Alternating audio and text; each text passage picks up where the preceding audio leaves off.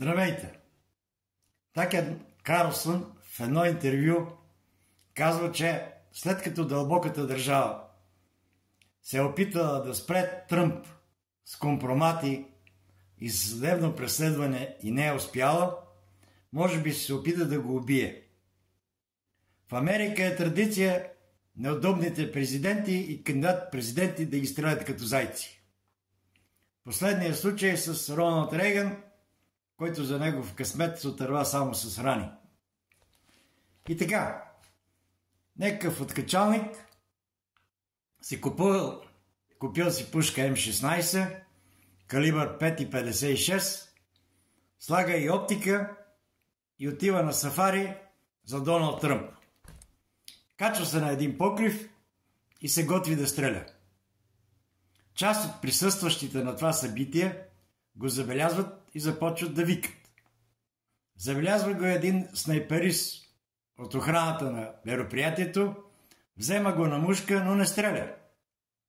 Чак когато пишман атентаторът изстрелял няколко патрона, той го убил. Странно. Това е много странно. Да чакаш атентатора да стреля, чак след това да го убиеш. Какво в случая е попречило на атентатора да убие Доналд Тръмп? Пушката М16 е автоматична, 5,56 мм и не е предназначена да бъде снайпер. Но на 120-150 метра, както е в случая, напълно може да служи за тази цел.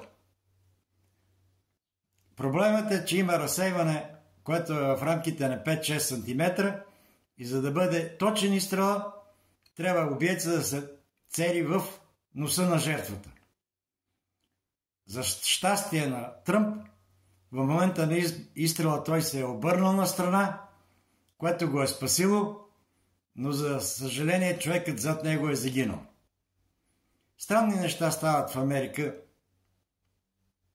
Нека се надяваме, че Доналд Тръмп няма да загуби желание за борба и ще победи дълбоката държава на предстоящите избори.